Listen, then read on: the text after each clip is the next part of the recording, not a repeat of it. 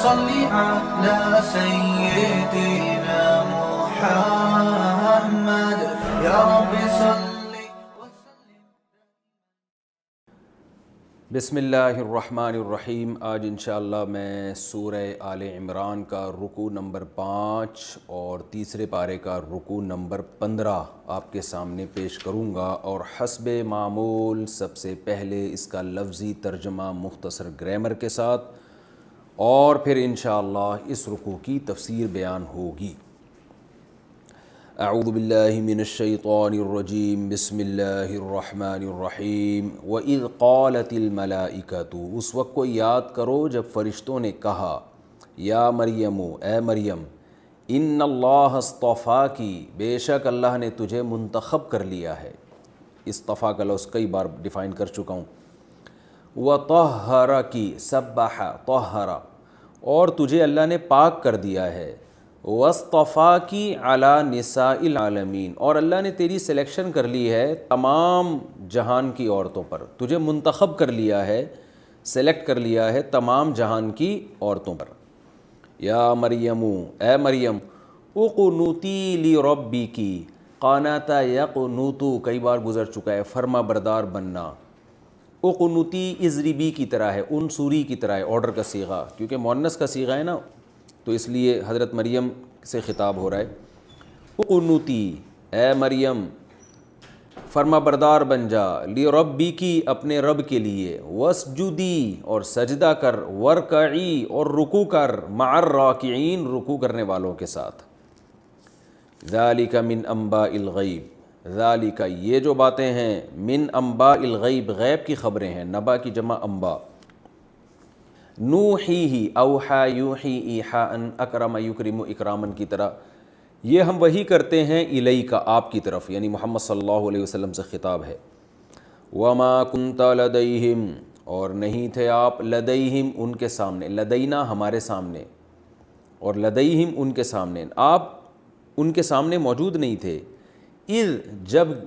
یلقون، اصل میں تھا یلقیون یکرمون کی طرح، القاء کا معنی ڈالنا. اذ یلقون اقلامہم، کہ جب وہ اپنے قلموں کو ڈال رہے تھے، قلم کی جمع اقلم، قلموں کو پھینک رہے تھے. ایہم یکفل مریم، کہ ان میں کا کون ہے جو کفالت کرے گا مریم کی. یعنی وہ اپنے قلم قرآن اندازی کے لیے ڈال رہے تھے، یہ سوچ کر کہ پتہ نہیں کون ہم میں سے مریم کی قرآن اندازی کرے گا، کس کا نام آتا ہے. وما کنت لدیہم، اور اے محمد صلی اللہ علیہ وسلم، آپ ان کے پاس موجود نہیں تھے. اذ یختصمون، جب وہ جھگڑا کر رہے تھے. اختصام خصومت سے نکلا ہے. خصم کہتے ہیں نا آپ کا جو اپوزیشن میں ہو، جو مد مقابل ہو، یا جو بھی آپ سے جھگڑا کرنے والا ہے. یختصمون، یکتسبون کی طرح، یعنی جب وہ جھگڑا کر رہے تھے مریم کی کفالت کے بارے میں، تو آپ اس وقت وہاں موجود نہیں تھے. اذ قالت الملائکۃ، جب فرشتوں نے کہا، یا مریم، اے مریم، ان اللہ یبشرکی، اے مریم، اللہ تجھے خوشخبری دیتا ہے، بکلمۃ منہ، اپنی طرف سے کلمے کی، یعنی اللہ اپنی طرف سے کلمہ تجھے دے گا. کلمے سے مراد، اس کی تفصیل میں، خیر تفصیل میں بتاؤں گا. بکلمۃ منہ، اپنی طرف سے کلمے کی. اسمہ المسیح، اس کا نام ہوگا مسیح عیسیٰ ابن مریم. اسمہ المسیح عیسیٰ ابن مریم، اس کا پورا نام ہوگا مسیح عیسیٰ ابن مریم، مریم کا بیٹا. وجیہن فی الدنیا، دنیا میں وجاہت والا ہوگا، عزت والا. وجیہ کہتے ہیں، وجہ اصل میں چہرے کو کہتے ہیں. تو انسان کی پہچان اور عزت چہرے سے ہوتی ہے نا، تو وجیہ اس آدمی کو جس کے چہرے کی ایک ویلیو ہو، یعنی جس کی شخصیت کی ایک ویلیو ہو. وجاہت کہتے ہیں نا، بڑا وجاہت والا آدمی ہے. وجیہن فی دنیا، دنیا میں بھی عزت دار ہوں گے. والآخرت، اور آخرت میں بھی عزت دار ہوں گے. ومن المقربین، اور اللہ کے مقرب لوگوں میں سے ہوں گے، یعنی وہ لوگ جن کو اللہ کا قرب حاصل ہے، ان لوگوں میں سے ہوں گے. وَيُكَلِّمُ النَّاسَ، اور وہ لوگوں سے کلام کریں گے. فی المہدی، گود میں بھی. مہد ماں کی گود کو کہا جاتا ہے، یہ بستر کو بھی کہا جاتا ہے جو ماں بچے کے لیے تیار رکھتی ہے. وَكَهْلًا، اور ادھیڑ عمر میں بھی. کہل کہولت کہتے ہیں جو 50 سال سے اوپر کی عمر ہے نا، جو جس کو ادھیڑ عمر کہا جاتا ہے، اور پختہ عمر. فی المہدی وَكَهْلًا وَمِنَ الصَّالِحِينَ، اور وہ نیک لوگوں میں سے ہوگا. قالت، حضرت مریم نے فرمایا، ربی، ربی اصل میں تھا ربی، یا محذوف ہے. ربی اے میرے رب انا یکون لی ولد، میرے کہاں سے بچہ ہو جائے گا، ولد اولاد کو کہتے ہیں، ولم یمسسنی بشر، حالانکہ مجھے نہیں چھوا بشر کسی بھی انسان نے، مجھے تو ہاتھ تک نہیں لگایا کسی نے، قال اللہ نے فرمایا یا فرشتے نے فرمایا، یہ بھی ہو سکتا ہے، کذالک اللہ، اسی طرح اللہ تعالیٰ، یخلق ما یشاء، جو چاہتا ہے پیدا کر دیتا ہے، اذا قضا امرن، قضا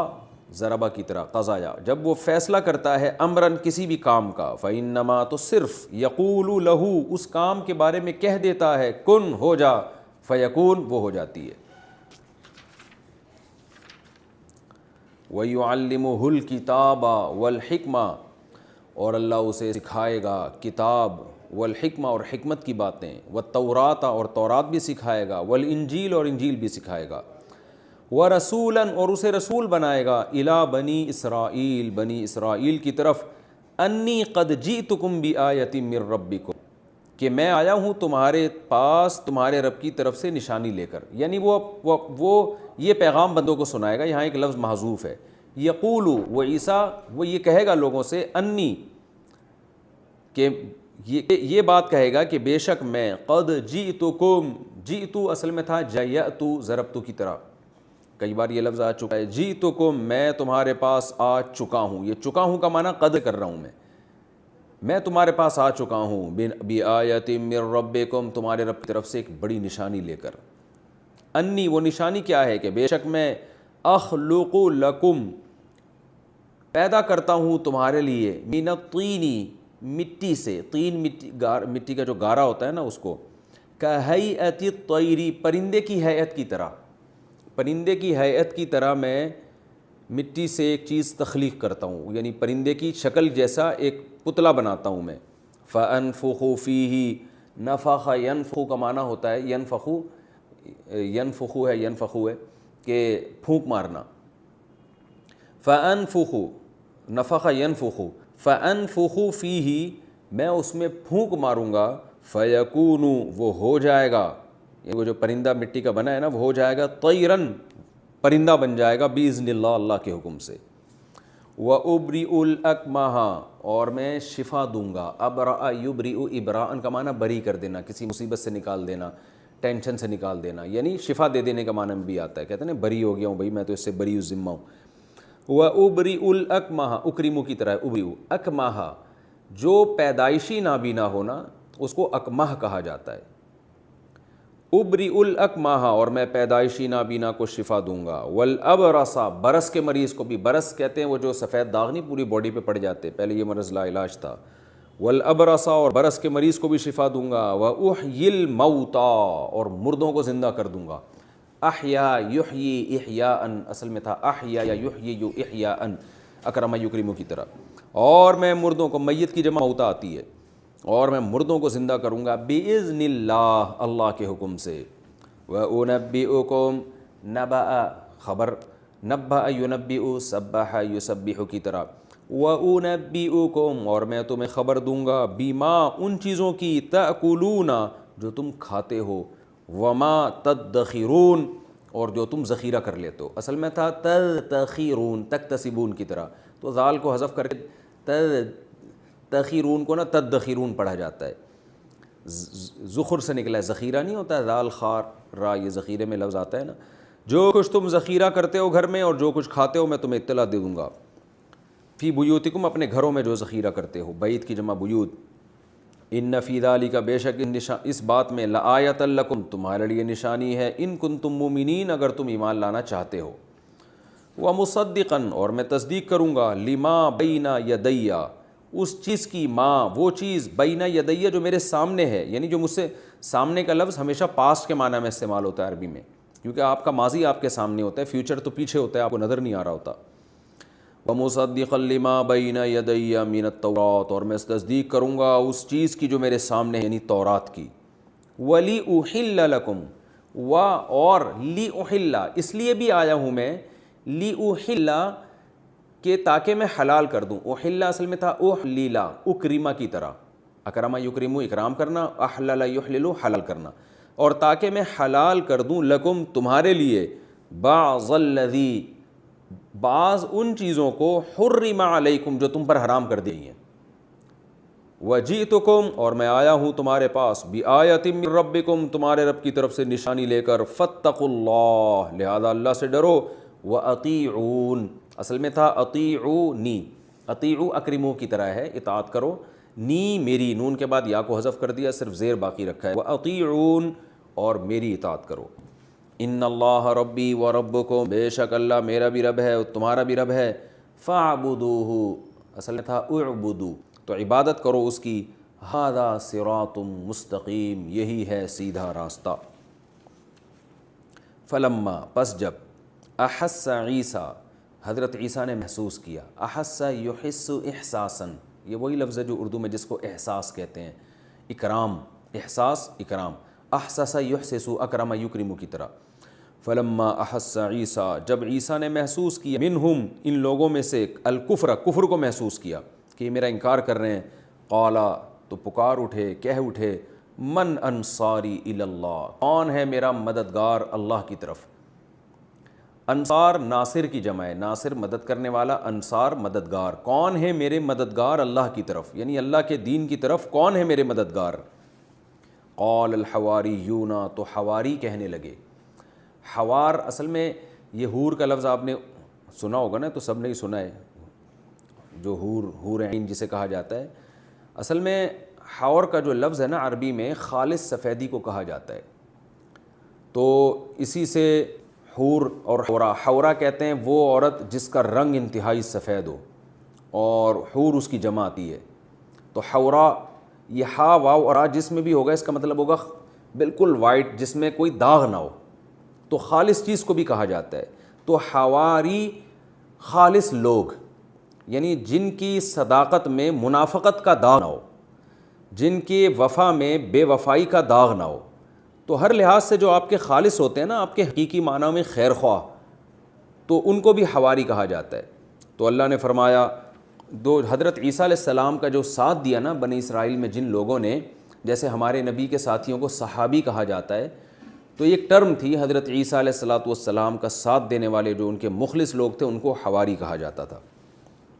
قرآن نے ان کے لیے وہی ٹرم استعمال کی ہے، قال الحواریون تو حواری کہنے لگے، نحن انصار اللہ ہم ہیں اللہ کے مددگار، تو اللہ کے مددگار کا مطلب کیا کہ اللہ کے دین کے مددگار، یہاں مضاف محذوف ہے، اللہ کی تو ظاہر ہے کوئی بھی مدد نہیں کر سکتا، تو مراد اللہ جو چاہتا ہے کہ اس کا دین دنیا میں غالب ہو تو اس میں ہم اللہ کی مدد کریں گے، ظاہراً حقیقت میں تو اللہ کا کوئی بھی مددگار نہیں ہوتا۔ آمنا باللہ ہم اللہ پر ایمان لائے، واشہد اور آپ گواہ رہو، حضرت عیسیٰ سے وہ کہنے لگے، اشہد شہید یشہد شہادتاً گواہ بن جائیں، بِأَنَّا کہ بے شک ہم، بِأَنَّا اصل میں تھا بِأَنَّا نا بے شک ہم مسلمون کہ ہم فرمانبردار ہیں، اور پھر دعا مانگنے لگے، ربنا اے ہمارے رب، آمنا ہم ایمان لے آئے، بما اس چیز پر انزلتا جو تو نے نازل کی ہے یعنی انجیل،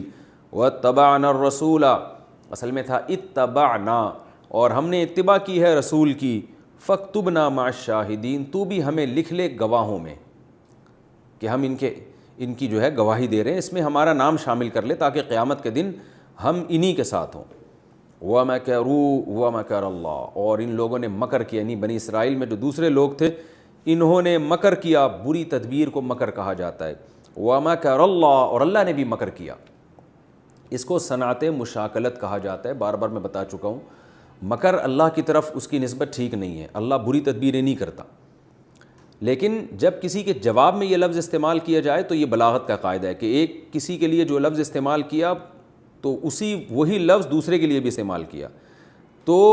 اس میں یہ ہوتا ہے کہ پہلے کے لیے جس معنی میں ہے دوسرے کے لیے پھر اس معنی میں نہیں ہوتا بلکہ اس کے جواب کے معنی میں ہوتا ہے، جیسے وَمَكَرُوا انہوں نے بری تدبیر کی، وَمَكَرَ اللَّهُ اور اللہ نے ان کی بری تدبیر کا جواب دیا۔ اس کی مثال ایسے جیسے قرآن کہتا ہے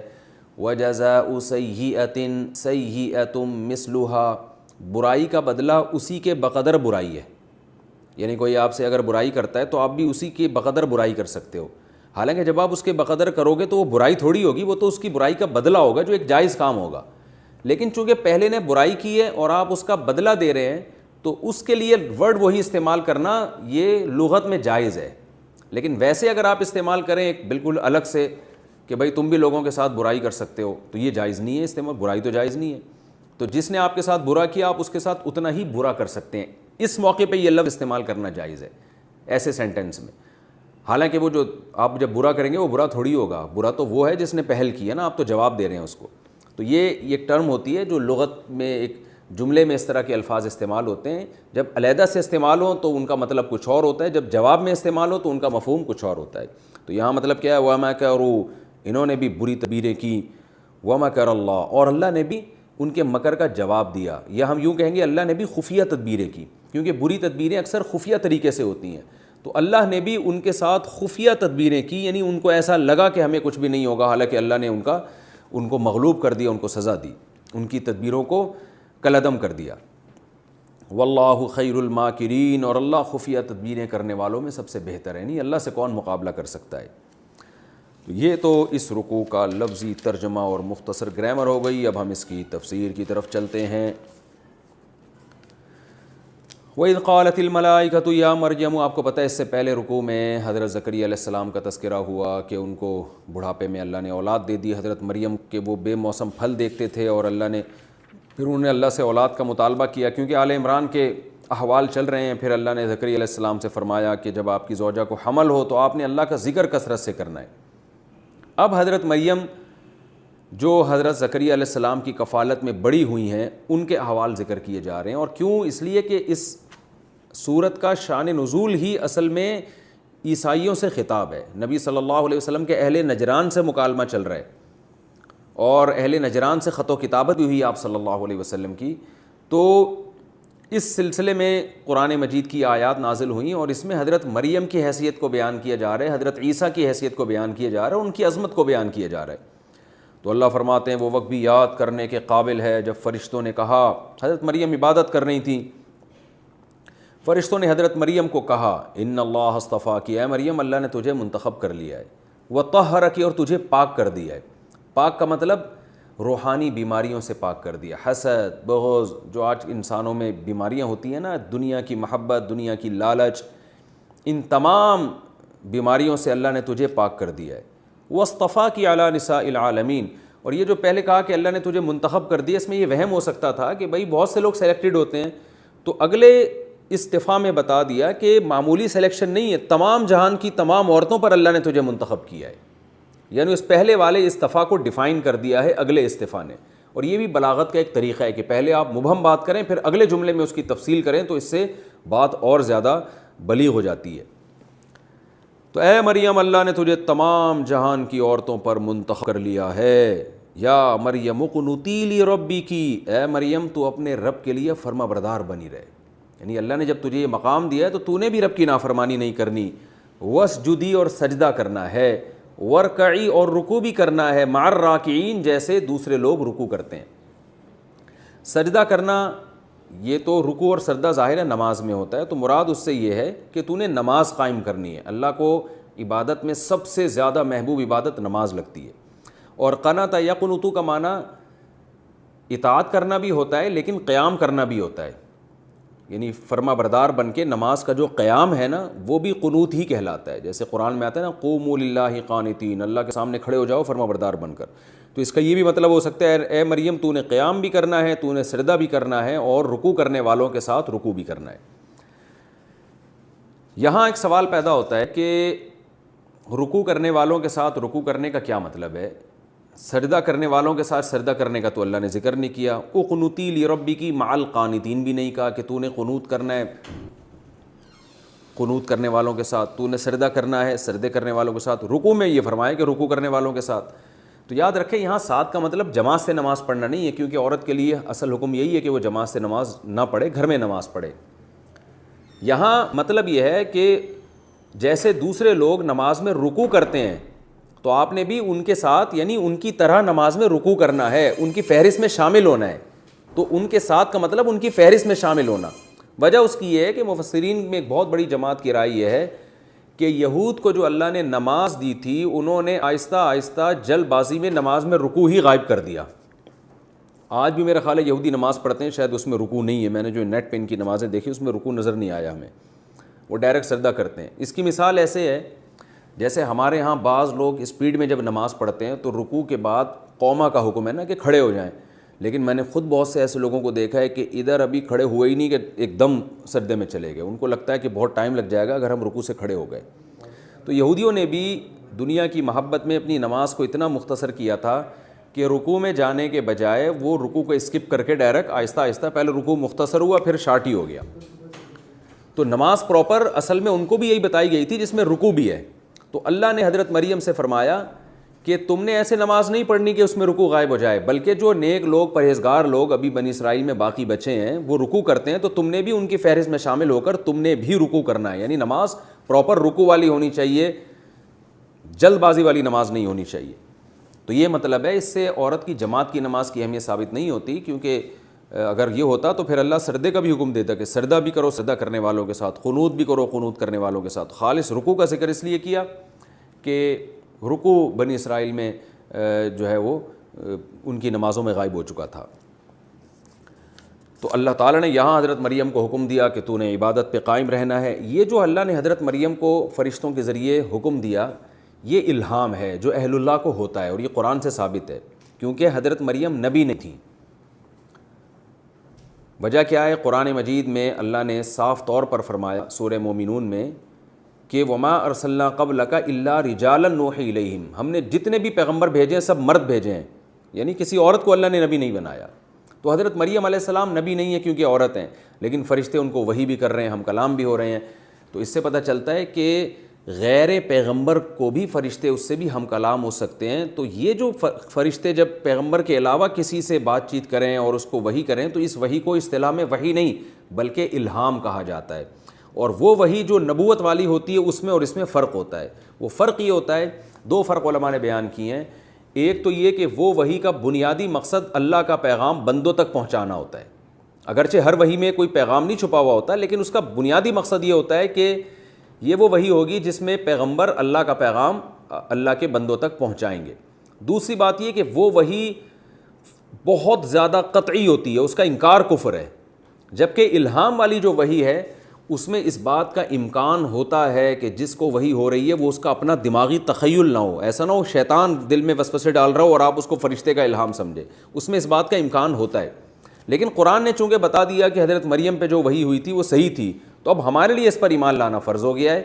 کہ چونکہ اللہ نے جب ہمیں بتا دیا تو اس کا مطلب یہ واقعی الہام قطعی تھا، یقینی تھا۔ یہ وہ الہام نہیں تھا جس کے بارے میں دو رائے ہو سکتی ہیں کہ صحیح بھی ہو سکتا ہے اور غلط بھی ہو سکتا ہے، لیکن تمام امت کا اہل سنت والجماعت کا اس پر اجماع ہے کہ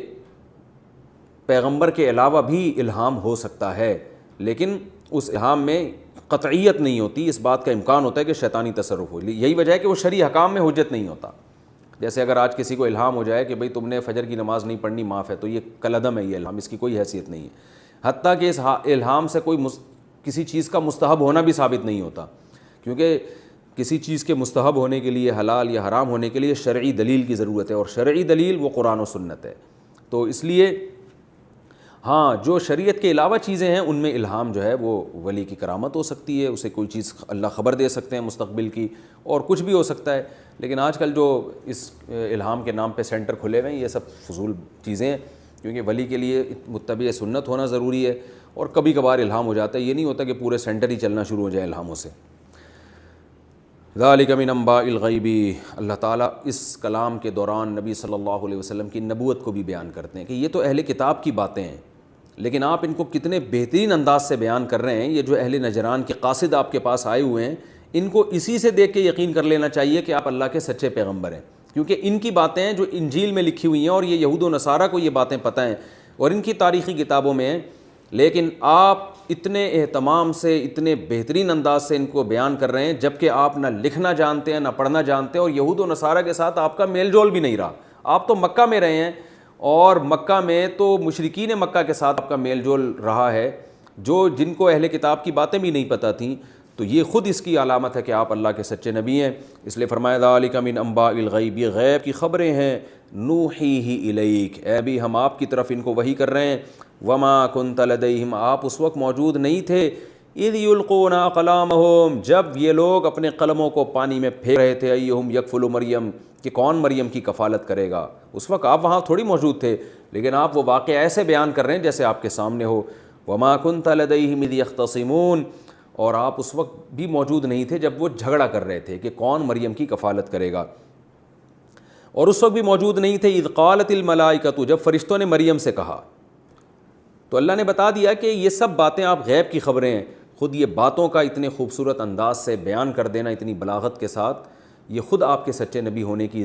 دلیل ہے، اگر یہ اہل کتاب سمجھنا چاہیں تو۔ اذ قالت الملائکۃ یا مریم، وہ وقت بھی یاد کرنے کے قابل ہے جب فرشتوں نے کہا اے مریم، ان اللہ یبشرکی، بے شک اللہ تجھے خوشخبری دیتا ہے، بکلمۃ منہ، اپنی طرف سے ایک کلمے کی۔ حضرت عیسیٰ کو کلمہ کیوں کہا ہے، اس کی تفصیل میں پچھلے ایپیسوڈ میں بیان کر چکا ہوں، کیونکہ اللہ کی کلمہ کن کی طاقت سے آپ کو پیدا کیا گیا، تو اس لیے مجازاً ان کو کلمہ کہا گیا۔ یہ مطلب نہیں کہ وہ اللہ کا کلام ہے یا اللہ کے معاذ اللہ جسم سے نکلی ہوئی کوئی چیز ہے یا اللہ کی ذات سے نکلی ہوئی، یہ تو کفر ہے۔ تو حضرت مریم اللہ کی عبادت کرتی تھیں، تو ایک دن فرشتہ آیا، سورہ مریم میں اس کو بہت تفصیل سے بیان کیا ہے، وہیں ہم انشاءاللہ اس کی تفصیل بیان کریں گے، یہاں جتنی ہیں، کیونکہ ابھی میں نے بار بار آپ کو بتایا کہ ہم نے قرآن کے متن کو فوکس کرنا مقصد ہے کہ جب آپ قرآن تراویح میں سنیں تو آپ کو سمجھ میں آئے، یہ آیتیں سمجھ میں آئیں آپ کو۔ فرمایا اس وقت کو یاد کرو جب فرشتوں نے حضرت مریم سے کہا تو جبریل علیہ السلام نے اکیلے، لیکن جبریل علیہ السلام کو فرشتوں سے تعبیر کیا گیا ہے، کیونکہ اس میں جنس کے طور پر سارے فرشتوں نے نہیں، فرشتوں کی ایک جنس تھی جبریل، تو وہ بھی گویا فرشتوں کے نمائندے تھے، اللہ کے نمائندے اور فرشتوں کے نمائندے، تو اس لیے ان کو فرشتوں سے تعبیر کیا گیا، ورنہ حقیقت میں وہ ایک تھے۔ اور اس بات کا بھی امکان ہے کہ جبریل علیہ السلام کے ساتھ اور بھی فرشتے ہوں، لیکن سورہ مریم سے پتہ چلتا ہے کہ جبریل علیہ السلام انسانی شکل میں آئے تھے حضرت مریم کے پاس، اور مرد کی شکل میں آ کے انہوں نے ان کو خوشخبری سنائی، جس سے وہ ڈر بھی گئیں کہ یہ کوئی برائی کی نیت سے تو نہیں آیا، تو انہوں نے فرمایا کہ میں اللہ کا فرشتہ ہوں، میں انسان نہیں ہوں۔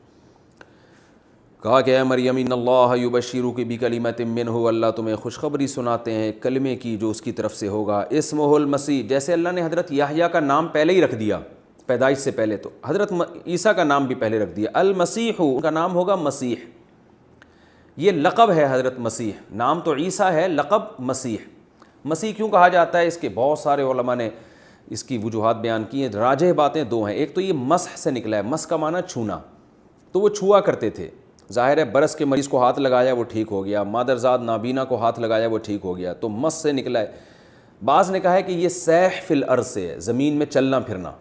تو حضرت مسیح علیہ السلام قرب قیامت میں جب نازل ہوں گے تو پوری دنیا کا سفر کریں گے، کیونکہ مسلمانوں کے کمانڈر بن کے نازل ہوں گے، تو پوری دنیا کا سفر کریں گے، اس لحاظ سے ان کو مسیح کہا گیا، واللہ اعلم۔ عیسیٰ، جو عیسیٰ ان کا نام ہوگا ابن مریم، ان کا نام ہی عیسیٰ ابن مریم ہوگا۔ وجیہن فی الدنیا، دنیا میں بھی عزت دار ہوں گے، والآخرتی، اور آخرت میں بھی عزت دار ہوں گے، ومن المقربین، اور اللہ کے مقرب بندوں میں سے ہوں گے، اور ان کو اللہ ایسے ایسے معجزے دے گا، ویکلم الناس فی المہدی، وہ لوگوں سے ہم کلام ہوں گے ماں کی گود میں بھی، وکہلن، اور ادھیڑ عمر میں بھی، ومن الصالحین، اور نیک لوگوں میں سے ہوں گے۔ حضرت مریم حیران ہو گئیں، ربی، قالت ربی انا یکون لی ولد، میرے کہاں سے بچہ ہو گیا، میرے کیسے لڑکا ہو جائے گا، ولم یمسسنی بشر، مجھے تو کسی انسان نے ہاتھ تک نہیں لگایا، نہ کوئی ناجائز طریقے سے میرے پاس آیا، نہ کوئی جائز طریقے سے میرے پاس آیا، نہ میں نے نکاح کیا۔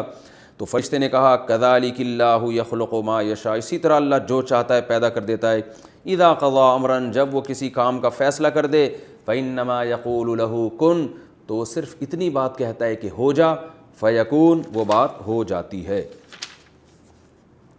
وَيُعَلِّمُهُ الْكِتَابَ وَالْحِكْمَةَ، اور اے مریم اللہ تیرے اس بچے کو کتاب کا علم بھی دے گا اور حکمت کا علم بھی، اور تورات اور انجیل کا علم بھی۔ حکمت سے مراد تو احادیث ہیں جو حضرت مریم علیہ السلام، حضرت عیسیٰ علیہ السلام کے اقوال ہیں۔ حضرت عیسیٰ علیہ السلام جیسے ہمارے نبی صلی اللہ علیہ وسلم کی احادیث ہیں، وہ حکمت کی باتیں ہیں، تو حضرت عیسیٰ کے جو ویسے جو باتیں ان کے ارشادات ہیں وہ بھی اللہ ان کو سکھائے گا جو حکمت کی باتیں ہوں گی۔ تورات اس لیے کہ حضرت موسیٰ علیہ السلام کی شریعت ہی پر حضرت عیسیٰ عمل کریں گے، حضرت عیسیٰ کوئی نئی شریعت لے کر نہیں آئے، اس میں تھوڑی سی چینجنگ کی ہے، باقی وہی شریعت تھی تورات جو حضرت موسیٰ علیہ السلام پر نازل ہوئی، اور انجیل بھی ان کو سکھائیں گے جو حضرت عیسیٰ پہ نازل ہوں گی۔ اور کتاب سے کیا مراد ہے، اس میں دو باتیں کی گئی ہیں، ایک تو الکتاب سے مراد آسمانی کتابیں جتنی بھی ہیں ان کو الکتاب میں سمو دیا گیا، وہ تمام آسمانی کتابیں جو پہلے گزری ہیں، لیکن راجح قول یہ اس میں یہ ہے کہ اس سے مراد قرآن مجید ہے، وجہ اس کی یہ ہے کہ پچھلی کتابوں کو میں جو اللہ نے سکھایا وہ تو تورات ہے نا، تو تورات میں تو زبور کا علم، تورات میں تو یہ جو ہے وہ ساری چیزیں آ گئیں، اور جو اصل شریعت تھی وہ آ گئی۔ اب الکتاب سے کیا مراد ہے؟ تو الف لام جو ہے نا مخصوص کتاب کی طرف اشارہ کرتا ہے، ال کا لفظ، تو اس سے مراد ہے مخصوص کتاب۔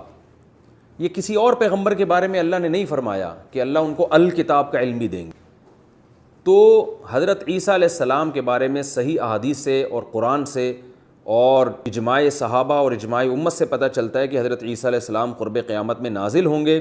اور قرآن کے مطابق فیصلے کریں گے۔ تو اس لیے راجح قول اس بارے میں یہی ہے، اس سے مراد القرآن ہے، کیونکہ حضرت عیسیٰ کو اللہ نے قرب قیامت کے لیے منتخب کیا تو اس امت کی قیادت کریں گے، تو اس کے لیے ضروری تھا کہ ان کے پاس قرآن مجید کا علم ہو، کیونکہ وہ جب آئیں گے تو اسلام والی شریعت پر عمل کریں گے، اپنی شریعت لے کے نہیں آئیں گے وہ، تو اس کے لیے ضروری تھا کہ ان کو قرآن کا علم دیا جاتا ان تمام لوازمات کے ساتھ۔ تو اس لیے اللہ نے فرمایا کہ ہم نے ان کو پہلے سے، یعنی یہ بچے کا ایک معجزہ ہے کہ اللہ اس کو کتاب کا علم بھی دے گا، اور حکمت کا علم بھی، تورات اور انجیل کا علم بھی، اور یہ بھی یہ ایک معجزے کی بات ہے کہ یہ جو اللہ نے فرمایا کہ وَيُعَلِّمُ النَّاسَ کیا ہے وَيُكَلِّمُ النَّاسَ فِي الْمَهْدِ وَكَهْلًا، کہ یہ بچہ ماں کی گود میں بھی لوگوں سے ہم کلام ہوگا اور ادھیڑ عمر میں بھی۔ حضرت عیسیٰ علیہ السلام جوانی میں ہی آسمانوں پہ چلے گئے تھے، تو یہ جو ادھیڑ عمر کلام ہے نا، یہ نارملی کوئی معجزہ نہیں ہے۔ دیکھیں اللہ تعالیٰ تو یہاں حضرت عیسیٰ علیہ السلام کے معجزے ذکر کر رہے ہیں نا، حضرت مریم کو بتایا جا رہا ہے کہ تیرا یہ بچہ ماں کی گود میں بھی کلام کرے گا، اور جب بڑا ہو جائے گا ادھیڑ عمر میں پہنچ جائے گا اس وقت بھی کلام کرے گا۔ تو بھائی بچہ جب ماں کی گود میں ہو پھر کلام کرنا تو عجیب بات ہے، جب ادھیڑ عمر میں پہنچ جائے پھر کلام کرنا کون سی عجیب بات ہے، یہ تو سارے ہی کرتے ہیں۔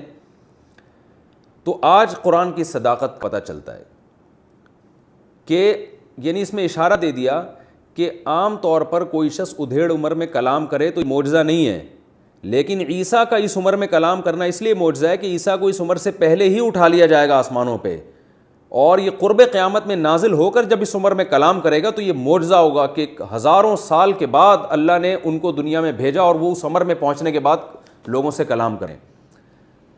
تو یہ بھی حضرت عیسیٰ علیہ السلام کی زندگی اور حیات کی طرف اشارہ ہے۔ قرآن میں حضرت عیسیٰ کی حیات پر صراحتاً بھی ہے، وہ دوسری جگہ پر اللہ نے فرمایا وما قتلوہ، عیسائیوں نے حضرت عیسیٰ کو نہ قتل کیا، یعنی عیسائیوں نے نہیں یہودیوں نے، وما صلبوہ، اور نہ ان کو سولی پر لٹکایا،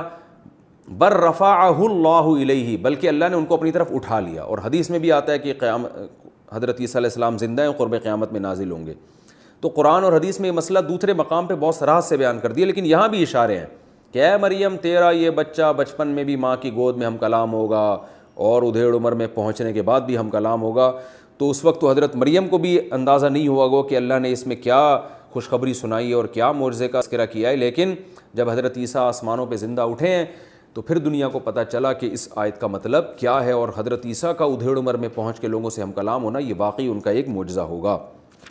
تو یہاں بھی ایسا ہی ہے وَيُعَلِّمُهُ الْكِتَابَ وَالْحِكْمَةَ، اے مریم اللہ تیرے بچے کو کتاب کا علم بھی دے گا، یعنی قرآن کا جو صحیح جو راجح تفسیر ہے اس کے مطابق، وَالْحِكْمَةَ وَالتَّوْرَاةَ وَالْإِنْجِيلَ، اور تورات کا علم بھی دے گا اور انجیل کا علم بھی دے گا، وَرَسُولًا إِلَىٰ بَنِي إِسْرَائِيلَ، اور اسے بنی اسرائیل کا رسول بنا کے بھیجے گا۔ وہ رسول کیا کہے گا لوگوں سے، انی قد جئتکم بآیۃ من ربکم، لوگو میں معجزوں کے ساتھ آیا ہوں، نشانیوں کے ساتھ آیا ہوں، اور ایسی ایسی نشانیاں میں لے کر آیا ہوں کہ تم حیران ہو جاؤ گے۔ بعض علماء کی رائے یہ ہے کہ جتنے معجزے حضرت عیسیٰ علیہ السلام کو دیے گئے اتنے کسی کو نہیں دیے گئے۔ اللہ نے ہر پیغمبر کو جزوی فضیلت دی ہے نا، جیسے حضرت موسیٰ کو کوہ طور پہ بلا کے ہم کلام ہوئے، حضرت آدم علیہ السلام کو تمام انسانوں کا باپ بنایا، حضرت نوح علیہ السلام کو عمر بہت لمبی دی، یوسف علیہ السلام کو حسن بہت دیا، ہمارے نبی کو تو ساری دنیا کے سارے انسانوں کی طرف پیغمبر بنا کے بھیجا۔ تو ہر نبی کو اللہ نے ایک الگ سے وصف دیا ہے۔ تو حضرت عیسیٰ علیہ السلام کا جو وصف تھا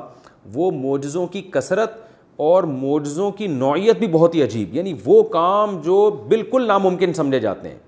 لاٹھی کو سانپ بنانا حضرت موسیٰ علیہ السلام بناتے تھے، لیکن اس کو ناممکن نہیں سمجھا جاتا، جادوگر یہ کام کر رہے ہوتے ہیں،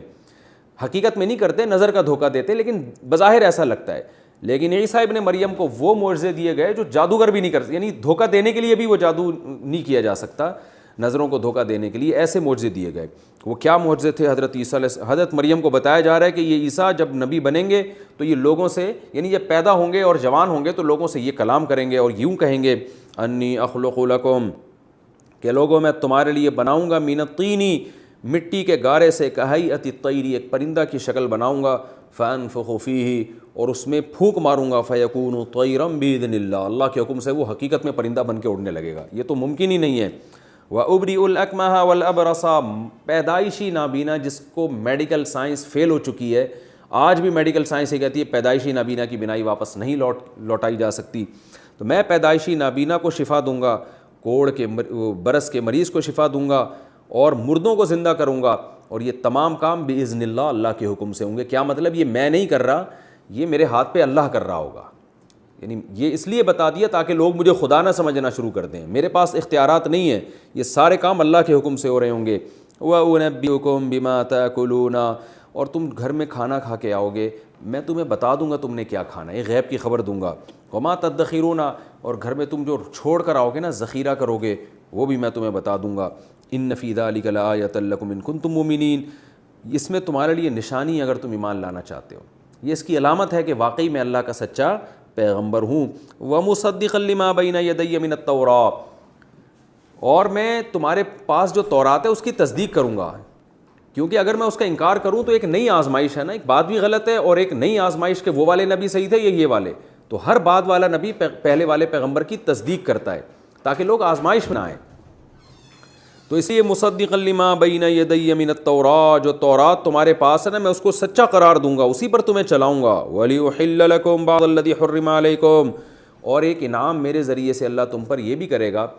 کہ کچھ چیزیں جو تم پر حرام ہو گئی تھیں میں ان کو حلال کر دوں گا۔ بنی اسرائیل کی بدعمالیوں کی وجہ سے کچھ چیزیں بنی اسرائیل پر اللہ نے حرام کر دی تھیں، جیسے ہفتے کے دن شکار ان پر حرام ہو گیا تھا، اور اونٹ کی اور گائے کی چربی وغیرہ ان پر حرام ہو گئی تھی ان کے گناہوں کی وجہ سے، تو یہ میں تم پر حلال کر دوں گا۔ وَجِئْتُكُم بِآيَةٍ مِّن رَبِّكُمْ، اور میں تمہارے پاس اپنے رب کی نشانیاں لے کر آیا ہوں۔ فَاتَّقُوا اللَّهَ، لہذا اب اللہ سے ڈرو، وَأَطِيعُونِ، اور میری اطاعت کرو۔ ابھی بھی میری اطاعت نہیں کی تو اس کا مطلب میری نافرمانی نہیں بلکہ یہ اللہ کی نافرمانی ہوگی۔ یہاں جو اللہ نے فرمایا نا کہ میں حلال کر دوں گا، تو یاد رکھیں حلال و حرام کرنا یہ اللہ کا کام ہے، یہ پیغمبر کو اختیار نہیں ہے۔ قرآن مجید میں دوسری جگہ پر اللہ نے صاف فرمایا لِمَ تُحَرِّمُ مَا أَحَلَّ اللَّهُ لَكَ، اے نبی آپ کیسے حرام کر دیں گے اس چیز کو جو اللہ نے حلال کی ہے۔ تو نبی صلی اللہ علیہ وسلم کو جب یہ اختیار نہیں تھا تو حضرت عیسیٰ کو کہاں سے؟ تو اس کو نسبت مجازی کہا جاتا ہے۔ حضرت عیسیٰ نے کہا میں حلال کروں گا، مطلب یہ کہ حلال تو اللہ کرے گا، میں اس حلت کو بیان کر دوں گا، تو بظاہر ایسا لگے گا جیسے میں حلال کرنا ہوں، اس کو مجازی نسبت کہتے ہیں، حقیقت نہیں ہے۔ اسی طرح یہاں جو یہ آ رہا ہے ابری الاکمہ، میں کوڑ کے مریض کو، میں نابینا کو آنکھیں دے دوں گا، تو میں نہیں دوں گا، دے گا اللہ، تو میری طرف نسبت اس لیے کہ ذریعہ میں بن رہا ہوں۔ تو حقیقت میں معجزہ ہو یا کرامت ہو، اس کی تمام تصرفات اللہ کے ہاتھ میں ہوتے ہیں، اس میں پیغمبر کا دخل بالکل بھی نہیں ہوتا، یہ خوب سمجھ لیں۔ اگر کوئی یہ سمجھتا ہے کہ پیغمبر اپنے اختیار سے چاند کے 2 ٹکڑے کر رہے ہیں یا پیغمبر اپنے اختیار سے مردے کو زندہ کر رہے ہیں، اللہ نے ان کو مردے کو زندہ کرنے کا گویا اختیار دے دیا ہے، تو یہ شرک ہے، کفر ہے، یہ بالکل حرام ہے۔ قرآن میں جگہ جگہ اس شرک کی اور کفر کی نفی ہے۔ تو ہمارے نبی نے جو چاند کے 2 ٹکڑے کیے تو صرف اشارہ کیا ہے، ٹکڑے اللہ نے کیے ہیں۔ حضرت عیسیٰ جو مردے کو کہتے تھے اللہ کے حکم سے کھڑا ہو جا، تو صرف کہتے تھے، زندگی اس میں اللہ ڈالتا تھا۔ حضرت عیسیٰ جو مٹی کا پتلا بنا کے اس میں پھونک مارتے تھے تو اس میں حیات اللہ ڈالتا تھا، حضرت عیسیٰ نہیں ڈالتے تھے۔ تو یہ اس نسبت کو مجازی نسبت۔ اسی طرح حضرت عیسیٰ نے کچھ چیزوں حرام جو تھی حلال کر دیا، تو حضرت عیسیٰ نے نہیں کیا، اللہ نے حلال کیا جس کو حضرت عیسیٰ نے بیان کیا ہے، تو مجازاً ان کی طرف نسبت کر دی گئی ہے۔ مجازی نسبت ایسے ہوتی ہے جیسے ہم کہتے ہیں یار میں 3 پلیٹیں کھا گیا بریانی کی، تو پلیٹیں تھوڑی کھائی ہوتی ہیں آپ نے تو بریانی کھائی ہوتی ہے جو پلیٹوں کے اندر ہوتی ہے، لیکن وہ بریانی کو حذف کر دیا۔ گاڑی پنچر ہو گئی ہے، حالانکہ گاڑی نہیں، گاڑی کا ٹائر پنچر ہوا ہوتا ہے۔ تو یہ لغت میں ایسے مجاز جو ہے نا یہ جائز ہوتا ہے، اس طرح سے مجازن کسی چیز کی طرف نسبت کر دینا۔ تو آگے فرمایا ان اللہ ربی وربکم فاعبدوہ، اللہ میرا بھی اور تمہارا رب ہے، اس کی عبادت کرو۔ ھذا صراط مستقیم، یہی ہے سیدھا راستہ۔ یہ رکوع ابھی ہمارا کمپلیٹ نہیں ہوا، اور اس کی 2 آیتیں باقی ہیں، ان کی تفسیر انشاءاللہ اگلے ایپیسوڈ میں ہوگی، اور پھر اس رکوع میں جو ہمیں علمی نکات ملتے ہیں وہ بیان ہوں گے، اور پھر انشاءاللہ ہم اگلے رکوع کی طرف جائیں گے۔